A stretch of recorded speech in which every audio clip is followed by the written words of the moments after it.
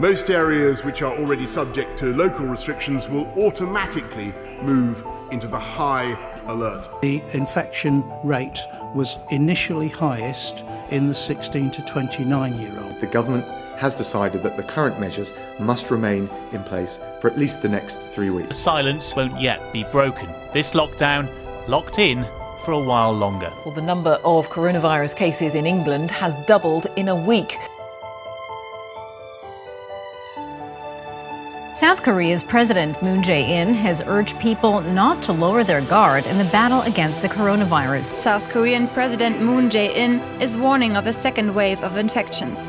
South Korea is using new technology to try to track down people infected with the coronavirus in less than an hour. Track and trace has kept this country out of lockdown.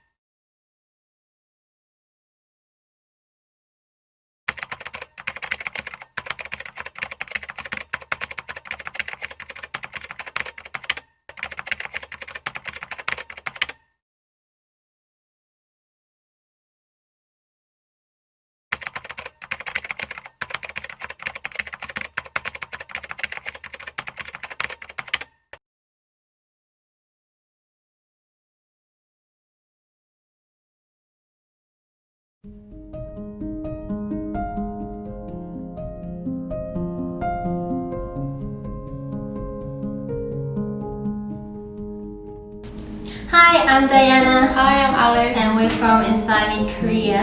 And we're answering 2 questions from Janine. The first question is, how are you coping with the pandemic right now? Actually, Alice and I were in London for, I guess, most of the pandemic. And it was a totally different experience to where we are right now in Korea. And I think with my experience in the UK, it was just very draining and very monotonous. I think every day felt like the same, and we were just trying to keep ourselves like busy and trying to think about something different, like a different life, a different just thinking like to somewhere else and keeping ourselves super busy. Yeah, I think to frame it all, we probably had the most extreme version of lockdown out of all the people we know.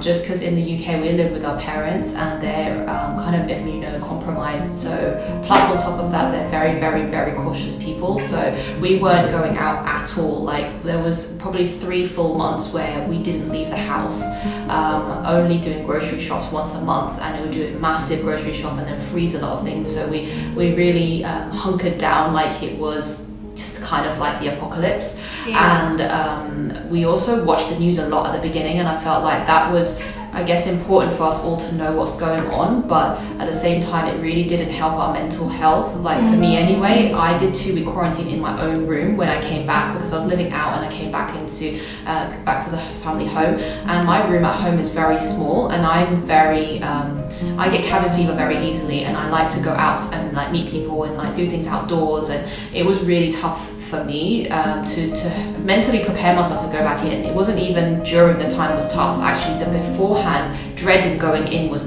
more tough. And then I realized a lot of things about myself during that time, that I can actually cope with much less and much more like cramped surroundings than I thought I could. And actually switching around the space and finding unique ways to help my mental health to not feel so claustrophobic really helped me to grow as a person, I felt. And I think everyone else in the world is coming across their own challenges, and overcoming every little step actually makes you peel back another layer of your own personality and your own understanding of yourself, that you can actually do so much more than you think. And yeah, I think I was just super grateful to be living in this era. I mean, obviously there's COVID, but at the same time it means that we are able to connect in so many ways with like videos and being able to watch things on the internet. Like I did my self-quarantine as well since when I came from Korea back to UK, and that was so tough, but I was so grateful to have so many resources like in front of me to be able to keep myself busy. So that's something I learned a lot by being in the UK. And I think business-wise, because our businesses are everything, like it consumes a large amount of our life, actually being busy trying to keep your business afloat during that time really helped me focus. Yeah. And I think if we didn't have Inspire Me Korea to work super hard on, not just as a regular everyday business, but as something like do or die, like if you don't make this survive, then you won't have anything. We were fighting every day for survival, and that helped us focus on something that was more important than just quarantining or just being in lockdown. And we felt like every day we were reinvigorating ourselves and re-challenging ourselves to stay afloat. And when we found that like we've got it now, this is what's going to save us, that kept us propelling forward, and that helped us to really know that there's something to fight for. And during that time we found so many inspirations from other businesses that we knew of that were all pivoting in their own way, and that everything was going digital, and we thought that's the way to do it, like we must also try it a different way as well.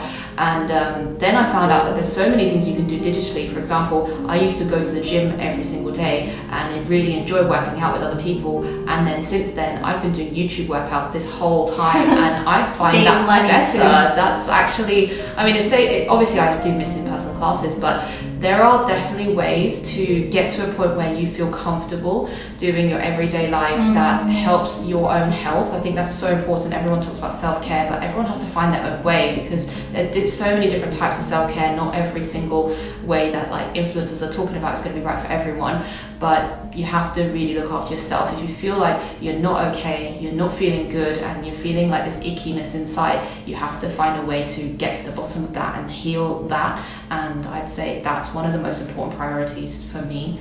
And in terms of how we're coping, like exactly right now, we're both in Korea, and we can see like the massive contrast between Korea and the UK.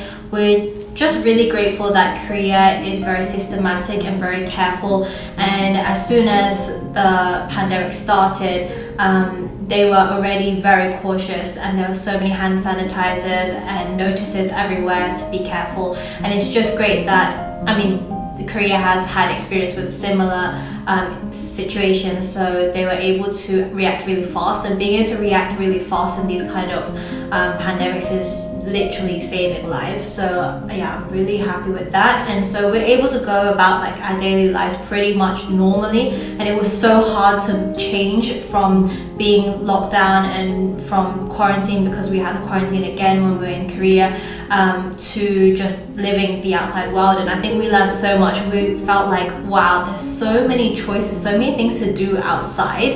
And when you have so many choices suddenly given back to you, you feel so overwhelmed. Like, I need to decide if I should take the bus or the subway today. Like, isn't that like really stressful? Like, these tiny things became really difficult. I think there's a lot to say about staying in lockdown for this amount of time. Like 2020 is such a unique time for everyone. We're all going through this together.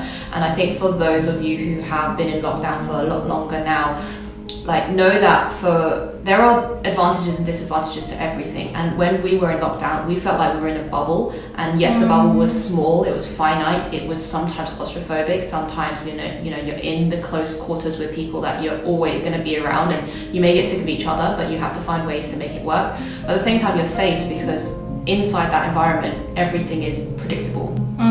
But outside of that, when we spent five full months in lockdown, we didn't go anywhere, and we only went to parks very infrequently, only went out to walks. We didn't actually go to any shops, supermarkets, like very rarely, restaurants, bars, none of that. So we didn't see our friends. I haven't seen my friends all year. And so having had that for 5 full months, it takes your body, your mind, everything, so much adjusting when you come out into regular, normal society. And you have to be so careful, like everything I had to rethink everything. Like, so many decisions I had to make, so many things I had to put my guard up again, but then like loosen it for certain things, and you just don't know what to do when you first get on the subway, when you first go out in public, like with wearing a mask, of course, but everything else is like, oh my god, it's just an invisible enemy, right? We all know this. Like, you can't see the virus and you don't know how to protect yourself if you're outside. So I'd say these things can stress you out so much. We took definitely a period of time to get used to that as well, and it's not always easy, because yes, we can do lots of things now that we didn't do when we were in lockdown, but it still means you have to be careful. And I felt, for me, mentally, where does the line get drawn? Because it's always shifting. It's never like, I will never do this, but I will always do this. There's lots of things you have to compromise because of social interaction, social etiquette. There's not always a chance to stick to your own rules, and everyone has different rules, so it can be really confusing. Yeah, that's true.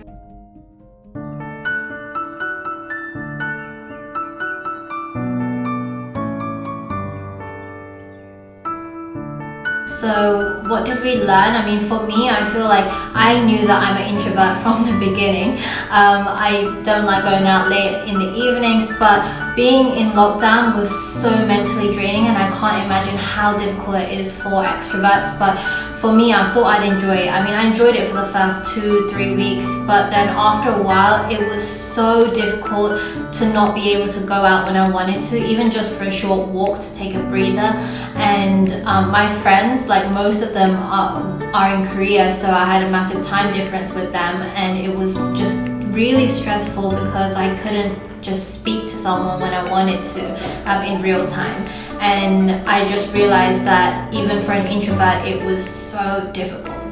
Yeah, I'm pretty introverted as well, and I think I adjusted to not speaking to my friends that often quite well, although that sounds really bad, but I didn't need to do Zoom calls every week with everyone, which I'm grateful for, because I know a lot of people really want that FaceTime with their friends, really like want the touch and the hugs and everything, which I miss as well, but I didn't need it so badly.